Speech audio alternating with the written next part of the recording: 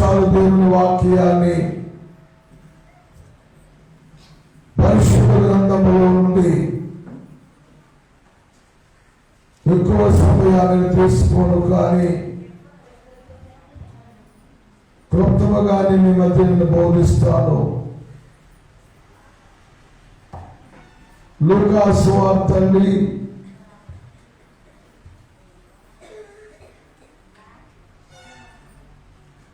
2వ అధ్యాయము ప్రియులారా,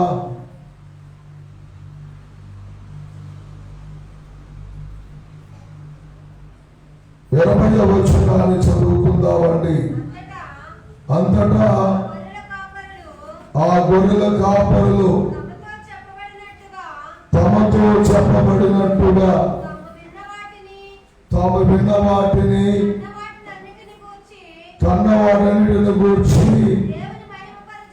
దేవుని మహిమపరచుచు స్తోత్రము చేయించు తిరిగి వెళ్ళిరి. ప్రభు తన వాక్యాన్ని మరి వెలుగులో దీవించి ఆశీర్వదించి కాపాడునుగాక. ఆమేన్. ప్రభునందు దేవుని బిడ్డలారా, మంద కాపరులైన వారు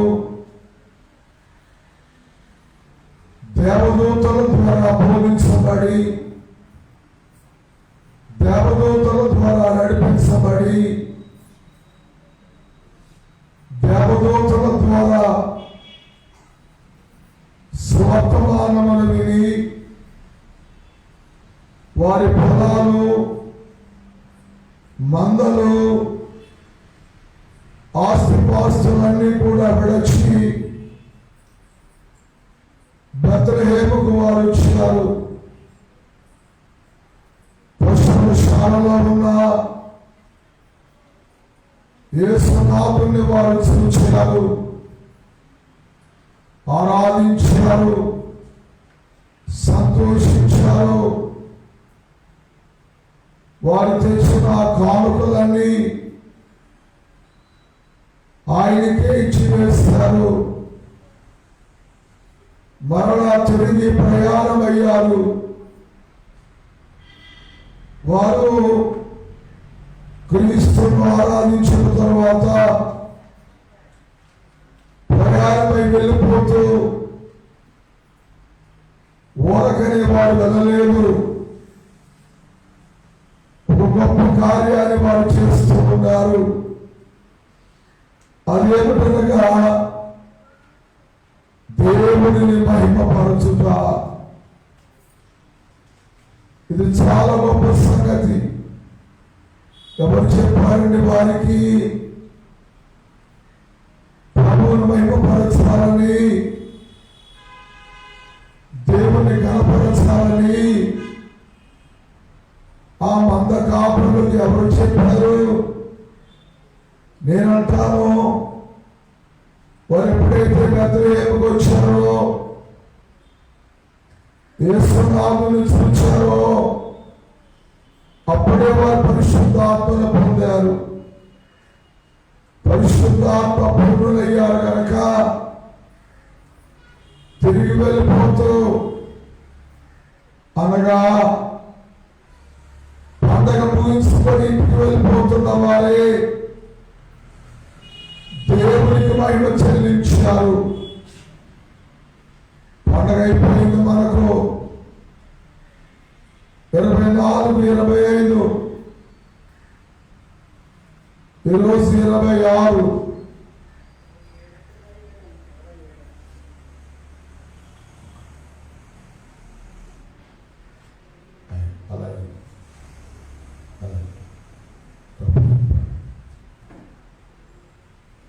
ఈరోజు 80, నిన్న 26, 24, 25, 26 ఈ 3 రోజులు చాలా ఉన్నతమైన రోజులు. 3 రోజుల పండగే అయిపోయింది. ఇప్పుడు ఏం చేయాలి మనం? మరొక మహోన్నతమైన పండుగ ఉంది. నూతన సంవత్సరంలోకి వెళ్ళే పండుగ. కనుక ఈ 4 దినాలు మనం దేవుడిని మహిమపరచాలి, దేవుని ఘనపరచాలి. మంద కాపురులు చేసిన పని అదే. దేవుడిని మహిమపరచుకుంటూ వారి ఇళ్లకు వెళ్ళిపోయారు, వారి గృహాలకు వెళ్ళిపోయారు. అలాగే మనం కూడా దేవుడిని మహిమపరుస్తూ నూతన సంవత్సరంలోకి వెళ్ళాలి, నూతన వస్త్రములోకి మనం వెళ్ళాలి. ప్రియులారా, అయితే ఎలాగ మనం దేవుని మహిమపరచాలి? ఏ విధంగా చేస్తే దేవుడు మన ద్వారా మహిమ పొందుతారు, అది కూడా మనం తెలుసుకోవాలి. దేవునికి మహిమ రావాలంటే మన ద్వారా, మన కుటుంబాల ద్వారా దేవునికి మహిమ రావాలంటే మనం ఏం చేయాలి? మత్తయి సువార్త 5వ అధ్యాయము 16వ వచనాన్ని చదువుకుందామండి. మనుషులు మీ సత్క్రియలను చూచి పరలోకమందున్న మీ తండ్రిని మహిమపరచినట్లు వారి ఎదుట మీ వెలుగు ప్రకాశింపనీయుడి. యేసు ప్రభువులు వారు ఏమంటున్నారంటే, మనుషులు మీ సత్క్రియలు చూచి, సత్క్రియలు అనగా మంచి క్రియలు, మంచి కార్యములు, మీ సత్క్రియలు చూచి పరలోకమందున్న మీ తండ్రిని మహిమపరచున్నట్లు. గనుక మొదటిగా ఎలాగ దేవుని మహిమపరచగలమంటే, మన మంచి క్రియల ద్వారా దేవునికి మహిమ. దేవుని బిడ్డలారా, క్రియలు అనగా పనులు, కార్యక్రమాలు, మనం చేసే పనులు మంచివై ఉండాలి, దేవునికి ఇష్టమైనవై ఉండాలి. లోక సంబంధమైన క్రియలు, పనులు మనం చేయకూడదు. యోహాను సువార్త 8వ అధ్యాయము, యోహాను సువార్త 8వ అధ్యాయం అండి 39వ వచనాన్ని చదువుకుందామండి. అందుకు వారు ఆయనతో, మా తండ్రి అబ్రహామనిరి. యేసు, మీరు అబ్రహాము పిల్లలైతే అబ్రహాము చేసిన క్రియలు, చేతులు చూసినా మీరే అబ్రహాము పిల్లలైతే, అనగా విశ్వాసులైతే, దేవుని పిల్లలైతే అబ్రహాము చేసిన క్రియలు. అబ్రహాము ఏం చేస్తాడండి? దేవుని మాట విన్నాడు, దేవునికి దేవుడయ్యాడు,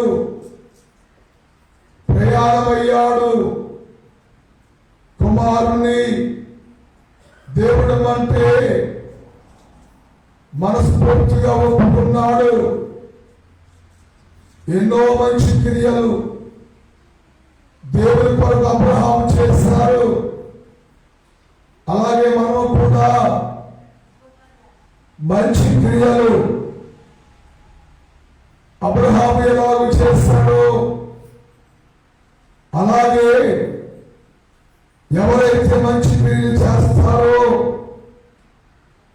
వారే దేవుని మహిమపరుస్తారు.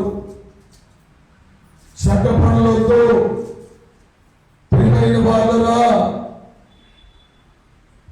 దేవునికి వ్యతిరేకమైన పనులతో ఆలోచించి పని చేయాలి. ఏ పని చేసినా అది నాకు మంచిది అవ్వచ్చు, మీకు మంచిది అవ్వచ్చు, కానీ దేవునికి మంచిదేనా ఆలోచించొద్దండి. నేను చేసే పని దేవుడు ఇష్టపడుతున్నాడా? మీకు ఇష్టంగా ఉండొచ్చు, నాకు ఇష్టంగా ఉండొచ్చు. నేను చేసే పని మీరు చేసే పని మీకు ఇష్టంగా ఉండొచ్చు. నేను అంటాను, దేవుడికి ఇష్టమేనా? ఆ పని చేయడానికి దేవుడు ఇష్టపడుతున్నాడా? ప్రకటన 19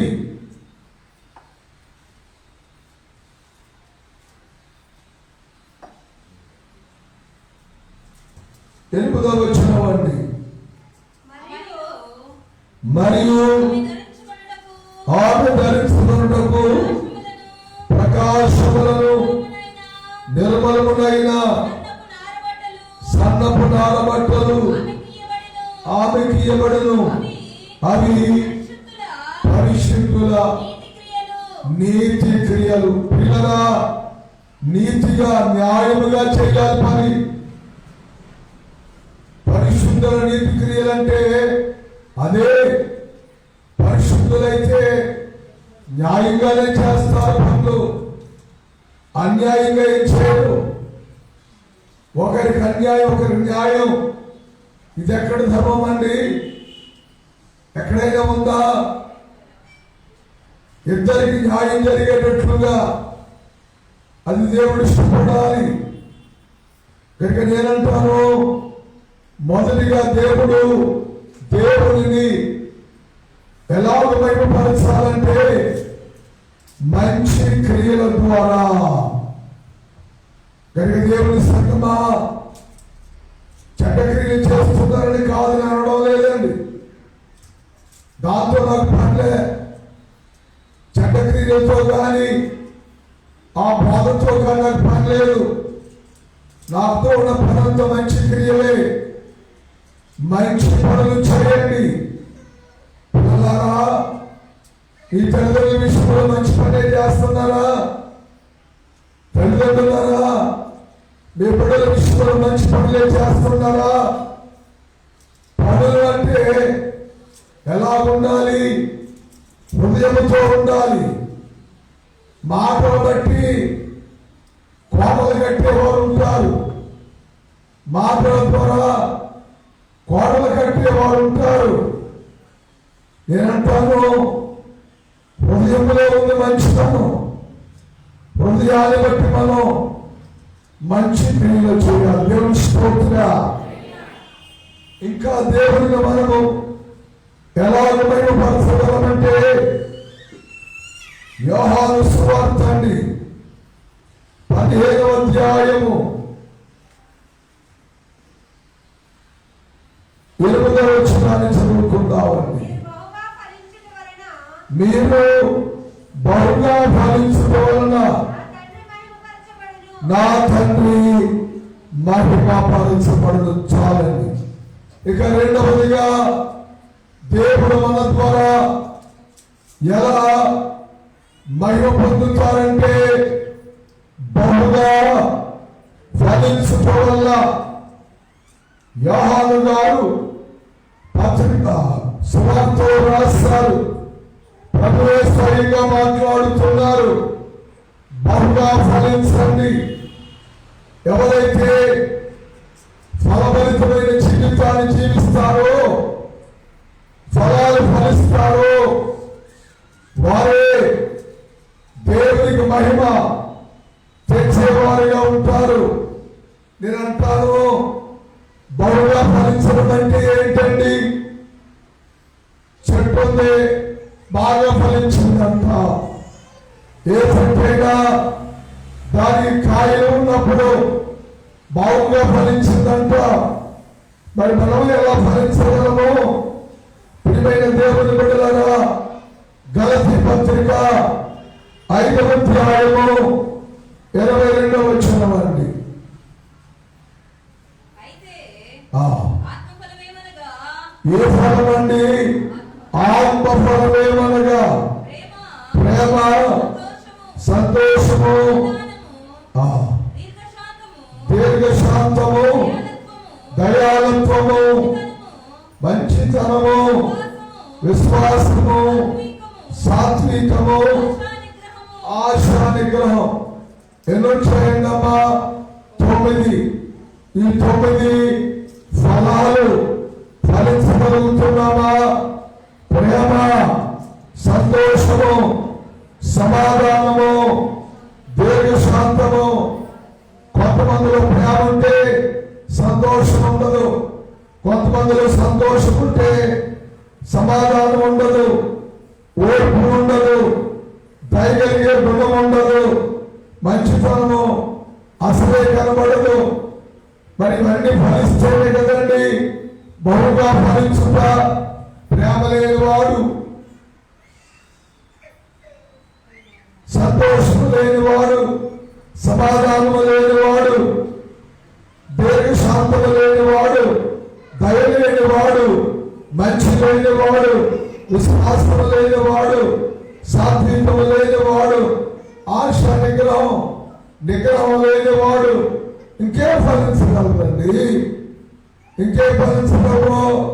వారి ద్వారా దేవునికి మహిమ ఉందా? నిగ్రహం లేని వారి ద్వారా, విశ్వాసం లేని వారి ద్వారా, ప్రేమ లేని వారి ద్వారా, దీర్ఘశాంతము లేని వారి ద్వారా, దయాగుణము లేని వారి ద్వారా దేవునికి మహిమ ఉందా? లేదే లేదు. ఒకవేళ లాగు లేదా? మత్తయి సువార్త 3వ అధ్యాయము, మత్తయి సువార్త 3వ అధ్యాయము 8వ వచనం అండి.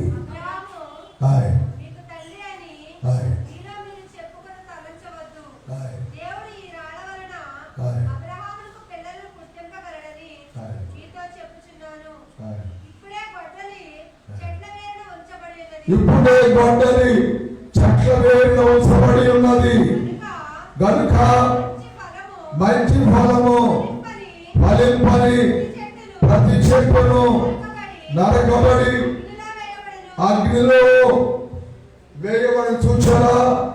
ఏ చెట్టు ఫలించదో, ఏ ఫలించాలి ముందు చెప్పాం కదండి. ప్రేమ, సంతోషము, దీర్ఘశాంతము, దయాళత్వము, ఆశా నిగ్రహము, ఇవన్నీ ఎవరైతే ఫలించరో దేవుడు ఏం చేస్తారంట? ప్రతి చెట్టు నరకబడి అగ్నిలో కాల్చవేయబడు. దేవుడు స్తోత్రం. నేనంటాను, దేవుడే నరికేస్తూ ఉంటే మానవుడు ఆపగలదా? దేవుడే నరికేస్తూ ఉంటే మంచి లేని వారిని, దయాళత్వం లేని వారిని, నిగ్రహం లేని వారిని, ప్రేమ లేని వారిని, కరుణ లేని వారిని, ఇవేమి లేని వారిని దేవుడే ఒక్కొక్క వేరు నరుకుంటూ వెళుతూ ఉంటుంటే నేను కాపాడుతానండి వెళితే దేవుడు నరికేస్తూ ఉంటే ఎవరు కాపాడగలరండి? కనుక మనము దేవుడిని మహిమపరచాలంటే రెండవది బహుగా ఫలించిన దేవుని స్తోత్రం.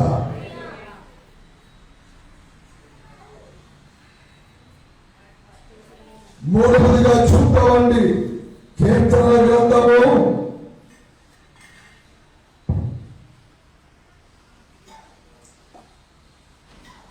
50వ కీర్తన అండి.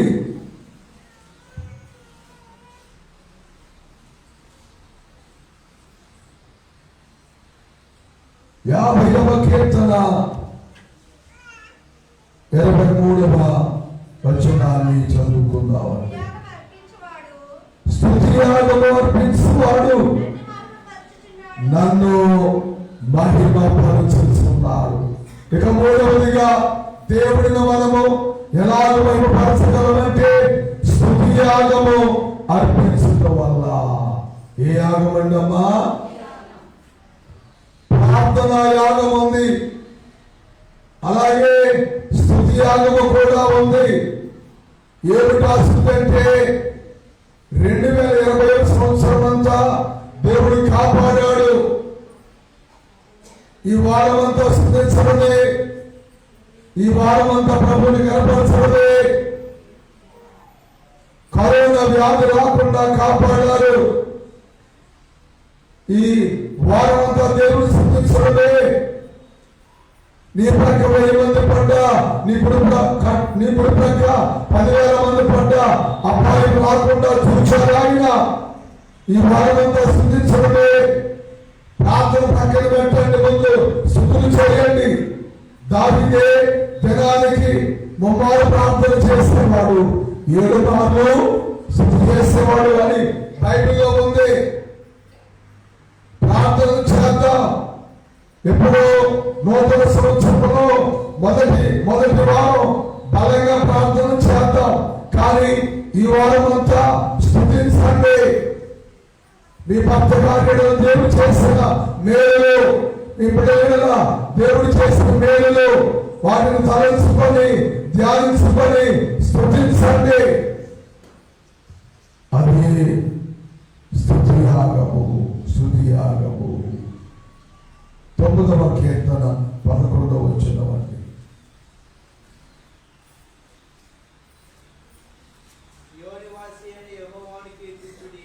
సియోను వాసి అయిన యెహోవాను కీర్తించుడి.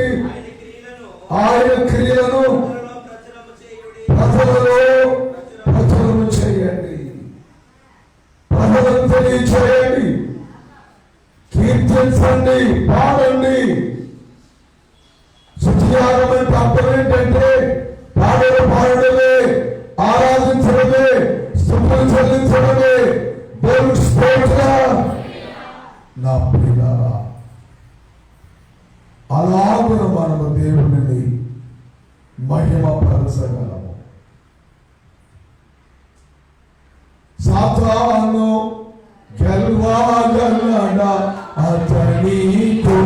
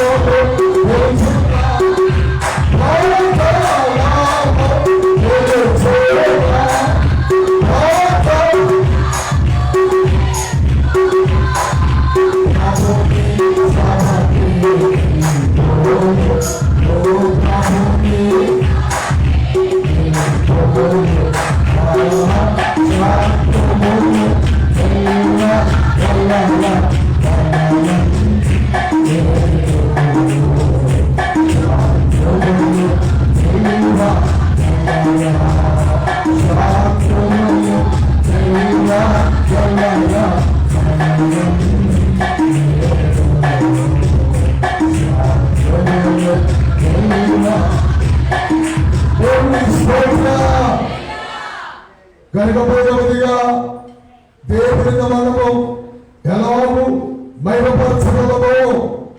మత కాపరులు ప్రభువును చూసి ఆరాధించి తిరిగి వెళ్ళిపోతే ఎలా వెళ్ళిపోయారంటే దేవునికి మహిమ చెల్లించు వారు వెళ్ళారు.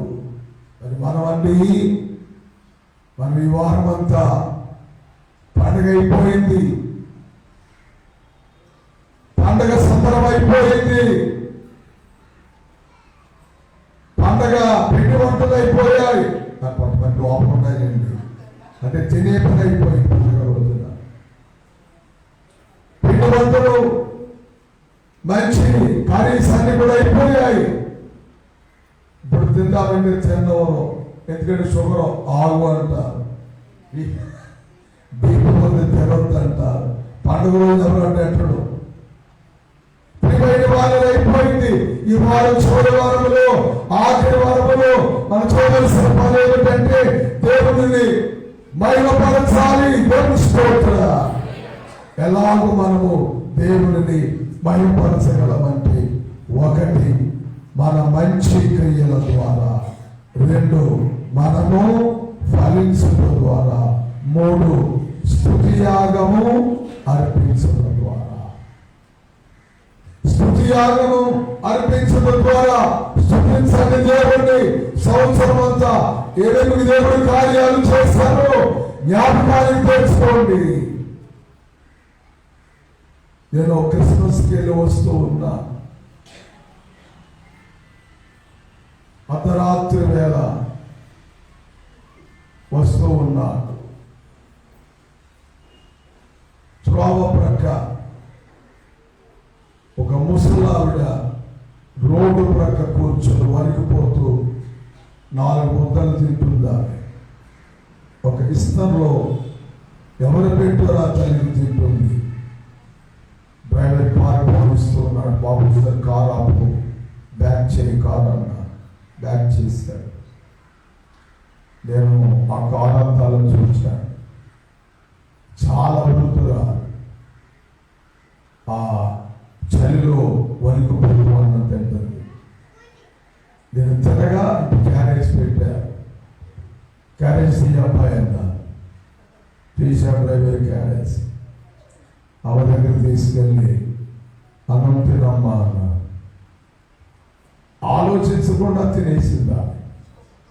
నాకు షాల్వా కప్పారు సన్మానానికి. ఆ షాల్వా ఆమెకి ఇచ్చాను. ఆమె కప్పారు. ఆమె తినేదాకా కూర్చున్నా.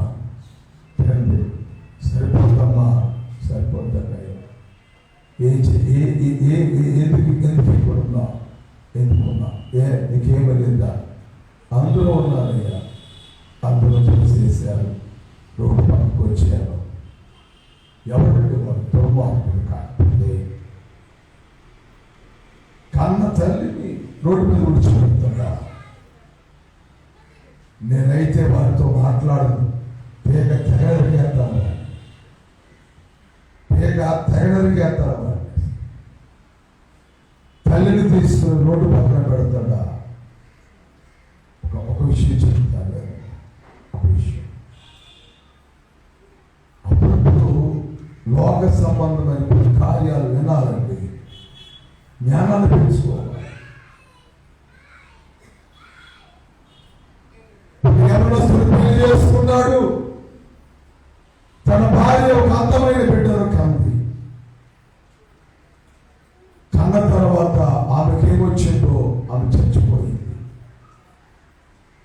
బిడ్డ చాలా అందంగా ఉన్నాడు. సంవత్సరం బిడ్డ ఇంకా తండ్రిని గుర్తించలేకపోతున్నాడు. ఆ తండ్రి ఆ బిడ్డను ఎత్తుకొని ఆడిస్తూ ఉన్నాడు. ధనవంతుడు. చాలా మంది వచ్చి మళ్ళీ పెళ్లి చేసుకోవయ్యా, బిడ్డకు తల్లి కావాలి కదా అని అడిగా. తన భార్య మీద ఉన్న ప్రేమతో, తన కొడుకు మీద ఉన్న ప్రేమతో అతను పెళ్లి చేసుకోలే. అబ్బాయికి తానే స్నానం చేయించేవాడు, తానే ఎత్తుకునేవాడు. ఏడుస్తుంటే రాత్రి హాలు బయటకు తీసుకుని చందనామను చేయించి ఆడించి పాడించేవాడు. చదివించాడు. గొప్ప చదువు చదివాడు అబ్బాయి. తన వివాహం మానేసి అన్ని మానేసి ఆ బిడ్డ కొరకు ఎంతో కష్టపడ్డాడు. మంచి చదువు చదివించాడు. మంచి అమ్మాయిని చూసి పెళ్లి చేశాడు. తనకున్న యావదాస్తి అంతా బిడ్డకు రాసేశాడు. వ్యాపారం అంతా బిడ్డకు అప్పగించేశాడు.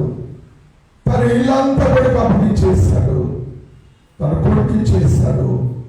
తనకు గది ఏమన్నాడు. ఆ గదిలో నాన్న కొంచెం అన్నపెట్టినాను చాలు, నేను తిని ఇందులోనే ఉంటాను, ఒక టీవీ ఏర్పాటు చేయన్నాడు. అలాగే నాన్న అన్నాడు. అలా వెళుతుంది బండి, సంసారం అనే బండి. కొడుకు వ్యాపార సామ్రాజ్యాన్ని చూసుకుంటున్నాడు. చాలా సంపాదించాడు కొడుకు. ఒకరోజు మాంగారు, ఆ కోడల మాంగారు తండ్రి లేచి, అమ్మా ఆకలిగా కొంచెం భోజనం పెట్టామని భోజనం చేసి పడుకుంటాను అన్నాడు. అలాగే అని ఫ్రిడ్జ్లో ఎప్పటిదో కూర వేడి చేసి పెట్టింది ఆ యొక్క తండ్రికి. తిన్నాడు కానీ ఇతను కాలే, ఫ్రిడ్జ్లో ఉంది. సరే అమ్మ పెరుగుంటే అమ్మ పెరిగేసుకుని తింటాను అన్నాడు. పెరుగు లేదండి మా అంగారు ఉంది. సర్లే అమ్మ అనేసి చేయగడిగేసుకున్నాడు. అప్పుడు వచ్చాడు కొడుకు. ఎప్పుడైతే పెరుగు లేదన్నా అందో తన భార్య తన తండ్రికి ఫ్రిడ్జ్లో కూర పెట్టిందో, పెరుగు లేదందో, ఒకవేళ పెరుగు లేదేమో అనుకున్నాడు. అన్నా సహానికి పడిపోతాను, పెరుగు లోపలికి వెళ్ళిపోతా అన్నాడు. అలాగే బాబా వాళ్ళకి వెళ్ళిపోయాడు. ఇద్దరు భార్య భర్తలు భోజనం కూర్చున్నారు. మంచి కూర వేసింది. తర్వాత ఎంత గంట పెరుగు తెచ్చింది భర్తకి. గుండె దమదమలాడిపోయింది కొడుక్కి. ఇదేంటిది, మా నాన్న అడిగితే పెరుగు లేదండి, నాకు పెరిగేసిందేంటి ఆలోచించాడు. చేయగలుగుతున్నాడు. భార్యనేమనలే, చేయగలుగుతున్నాడు. ఆఫీస్కు వెళ్ళిపోయాడు. ఆలోచిస్తున్నాడు. మనసంతా కలవరంగా ఉంది. ఏంటి పరిస్థితి, ఏంటి పరిస్థితి? నన్ను పెంచాడు, నా కొరకు పెళ్లి చేసుకోలేదు, నా కొరకు తన సుఖాన్ని త్యాగం చేశాడు మా నాన్న. ఈ పుస్తకానికి వచ్చింది మా నాన్నకి. ఆలోచించాడు. ఇంటికి వచ్చాడు. నాన్న కారు ఎక్కువనన్నాడు. ఎందుకు నాన్న అన్నాడు. ఎప్పుడైనా అన్నాడు. కారు ఎక్కిన తర్వాత వేరే గ్రామాన్ని తీసుకుని వెళ్ళాడు. అక్కడ పెద్ద బిల్డింగ్ ఉంది, అది ఈ అబ్బాయిని ఆ బిల్డింగ్ లో పెట్టాడు. 10 మందిని పరివారాన్ని పెట్టాడు. 2 ముగ్గురిని వంట చేసి వారిని పెట్టాడు. మా నాన్నడు కింద పెట్టకూడదు, మా నాన్నడు కింద పెట్టకూడదు, చాలా జాగ్రత్తగా చూసుకోండి అని అన్నాడు. ఇంటికి వచ్చేసారు. భార్య అడిగింది, ఎవరి మా అమ్మగారేది? నాకు తెలియదు అన్నాడు. ఎక్కడికి వెళ్ళాడో తెలియదు అన్నాడు. భార్యకి చెప్పలే. 2 వారాలు అయింది. భార్యలో కంగారుగా అయింది. ఎక్కడికి వెళ్ళిపోయినా మా అమ్మగారు అని ఆలోచిస్తుంది. కానీ భర్తను అడగలేకపోతుంది. భర్త కూడా చెప్పడం లేదు. 4 వారాల తర్వాత భర్త పనిచేసి ఆఫీసులో నుంచి ఒక అబ్బాయి ఇంటికి వచ్చాడు. భర్తకి తన యజమానికి ఏదో తీసుకెళ్ళడానికి. అప్పుడు అబ్బాయిని అడిగింది, నాయనా మా మామగారికి కనపడతలేదు, 4 వారాలు అయింది, ఎక్కడున్నాడయ్యా? నా భర్త నాకు చెప్పడం లేదంటే అప్పుడు అన్నాడు ఆ అబ్బాయి, అమ్మ అంటూ నిన్ను అడుగుతున్నాడు. పర్లేదు చెప్పయ్యా, నా భర్త ఏమని చెప్పుకుంటాను అన్నది. అలాగే చెప్తానమ్మా, మీ మామగారిని వేరే ఇంట్లో పెద్ద ఇంట్లో పెట్టారు, మళ్ళా పెళ్లి చేస్తున్నాడు మీ అబ్బాయి. ఆయనకి వ్యాపారం అంతా ఆయనకు అప్పగించేస్తున్నాడు. ఆయన వ్యాపారము ఆయనకు అప్పగించేస్తున్నాడు. ఆయన ఇల్లు ఆయనకు అప్పగించేస్తున్నాడు. అంతా ఆయనకు అప్పగించేస్తున్నాడు. మరి ఈయన తండ్రి గారి దగ్గర ఉద్యోగాలు పరిచయం చూస్తూ ఉన్నాడు. మళ్ళా పెళ్లి సంబంధాలు చూస్తున్నాడు అని చెప్పి అబ్బాయి ఈమె పిల్లలు రాయడిపోయింది. ఈ వయసులో మళ్ళీ నాకు అత్తగా రావాలా? ఇదంతా ఆయన తీసుకుపోతాడా? మరి నా భర్త నేను అక్కడ పని చేయాలా? కాబట్టి దడదడలాడిపోయింది. ఎక్కడున్నాడో తెలుసుకుంది. మామగారు పరిగెత్తుకుని వెళ్ళింది. ఆ ఇంటికి వెళ్ళింది. తండ్రికి ఇదంతా తెలియదు, మామగారికి ఇదంతా తెలియదు, ఇదేమి తెలియదు ఆయనకు.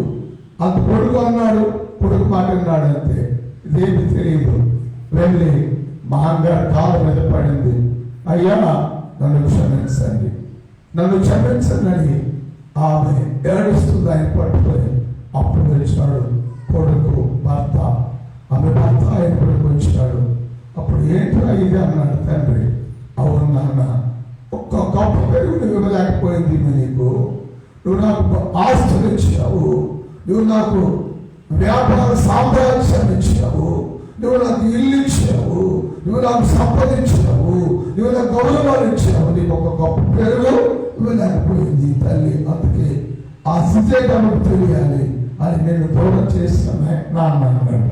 అప్పుడు ఆ భార్య, ఆ కోడలు ఆ భర్త గారిని పట్టుకున్నాడు. అయ్యా నాకు తప్పైంది క్షమించండి, నాకు తప్పైంది క్షమించండి. ఇప్పుడు ఆయన కూడా అన్నాడు, నువ్వు తెలుసుకోవాలని నేను చేస్తున్నాను అన్నాడు. దేవుని స్తోత్ర. అప్పుడు ఏమర్థమైంది, ఏమర్థం అవ్వాలంటే భార్య భర్తల మధ్య, తండ్రి కొడుకుల మధ్య, కుటుంబాల్లో ఆప్యాయతలు ఉండాలండి, అనురాగాలు ఉండాలండి, అన్నీ ఉండాలండి. అంతేగాని దూషించుకోవడాలు, పాకిస్తానీలాగా దూషించుకోవడాలు, ద్వేషించుకోవడాలు ఏ కుటుంబాల్లో ఉండకూడదండి. దేవుని స్తోత్ర. హల్లెలూయా. ఇదంతా మనకి ఎక్కడి నుంచి వచ్చింది? 100 సార్లు 1000 సార్లు చెప్పాను. ఇదంతా నా తండ్రి చాలయ్య గారి దగ్గర నుంచి వచ్చింది. ఎన్నోసార్లు చెప్పాను. ఆయన ప్రార్థన, ఆయన ఇచ్చాడు, ఆయన చేశాడు, ఆయన లేకపోతే నేను లేని ఎన్నోసార్లు చెప్పాను. కనుక ఎవరైనా అలాగే భావించాలి, చేయాలి. దేవుని స్తోత్ర. స్తుతి యాగం ద్వారా దేవుని వాళ్ళను మహిమపరచగలరు.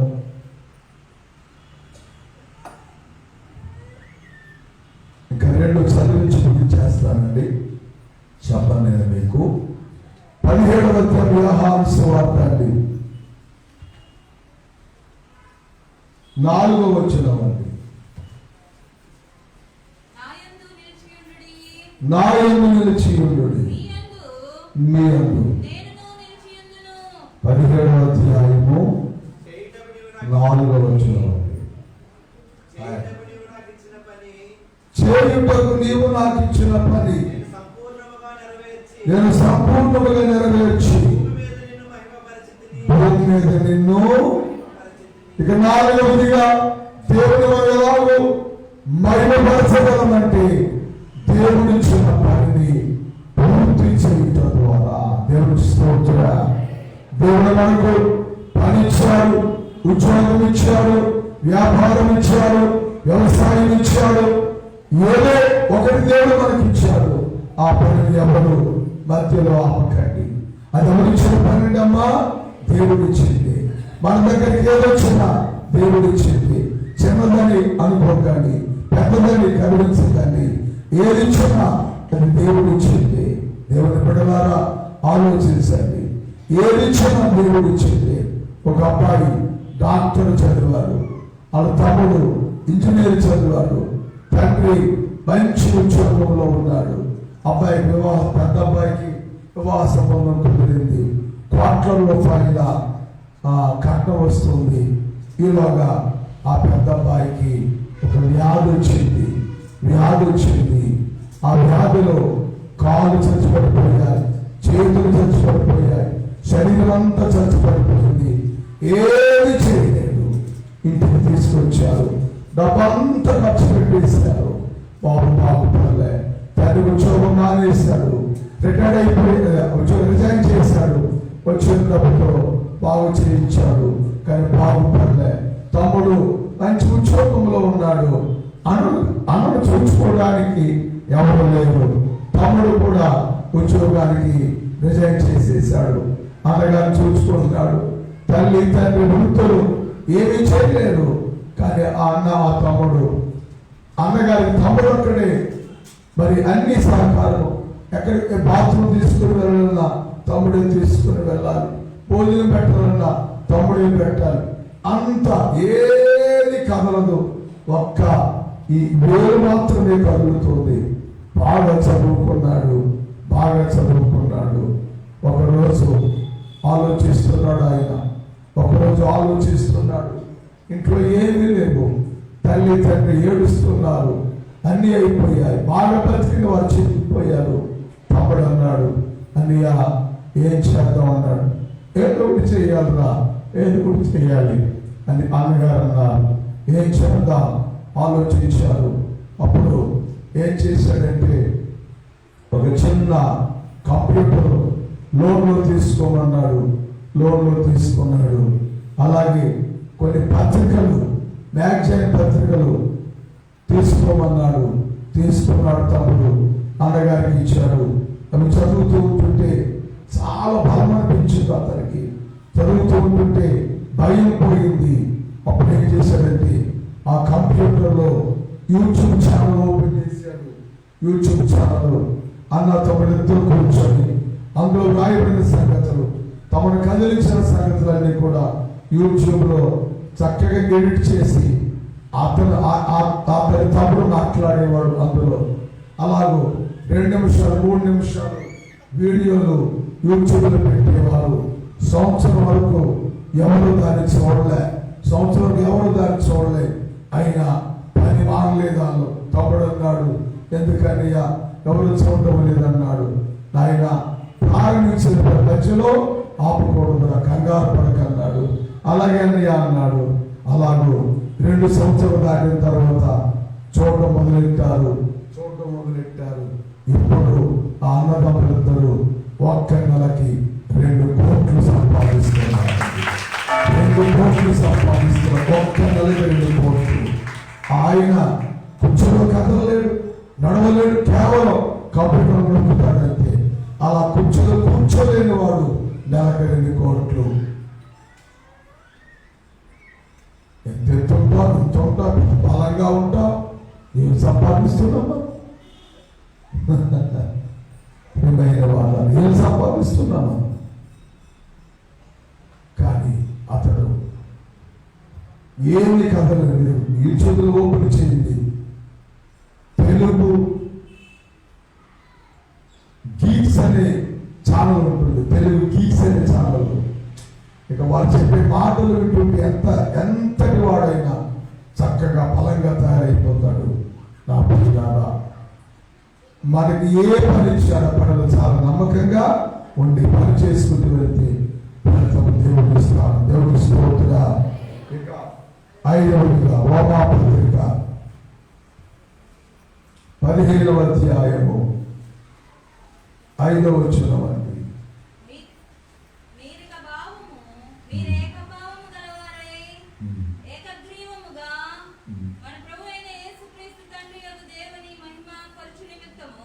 మీరేకభావము గలవారై ఏకగ్రీవముగా మన ప్రభువైన యేసుక్రీస్తు తండ్రి దేవుని మహిమ పరచు నిమిత్తము. ఏకభావం అన్నా ఏకగ్రీవముగానన్నా ఐక్యత. ఏంటన్నా, ఎవరైతే ఐక్యతగా ఉంటారో వారు దేవుని మహిమపరుస్తారు. దేవుని స్తోత్ర. ఐక్యముగా ఉండటం వల్ల ఏమో ఈ 2020లో ఇంట్లో ఐక్యత లేదేమో. 2020లో ఒకరికి పుత్రులు లేవో. 2021 వచ్చింది. ఐక్యతగా ఉండండి. ఐక్యతగా అవకాశం ఇవ్వండి. నేను మొన్న యూట్యూబ్లో, ఫేస్బుక్లో ఒక కామెంట్, ఒక పారాగ్రాఫ్ రాశాను. ఐక్యత కోరేవాడు సమాధానంగా ఉండాలి. ఎలా ఉండాలండి అమ్మా? ఐక్యత కోరేవాడు సమాధానంగా ఉండాలి. ఐక్యత కోరేవాడు అందరి మేలు కోరాలి. ఐక్యత కోరేవాడు అందరితో సద్భావనతో ఉండాలి. దేవుడి స్తోత్ర. కనుక ఎలాగో మనం దేవుడి మీద పరచుతాము. ప్రభుత్వ ఆశీర్వాదాలు మీ అందరికీ తోడుగాక.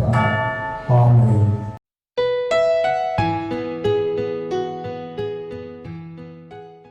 దయగల తండ్రి, పరిశుద్ధుడా, బహున్నతుడా, సర్వోన్నతుడా, సర్వశక్తిమంతుడా, మీకు వందనాలు స్తుతులు స్తోత్రములు చెల్లిస్తూ ఉన్నా. ఈ మహాకృప అందరికి దయచే. ఈ వారమంతా మీకు మహిమ, ఈ వారమంతా మీకు ఘనత, ఈ వారమంతా మీకు కీర్తి వచ్చేటట్లుగా మా జీవితాలు అలాగూ తయారు చేయండి. సంఘమంతటిని కూడా దీవించి ఆశీర్వదించండి. యేసు నామమున అడిగి ప్రార్థించి వేడుచున్నాను మా ప్రియ పరమ తండ్రి. ఆమేన్. ఆమేన్.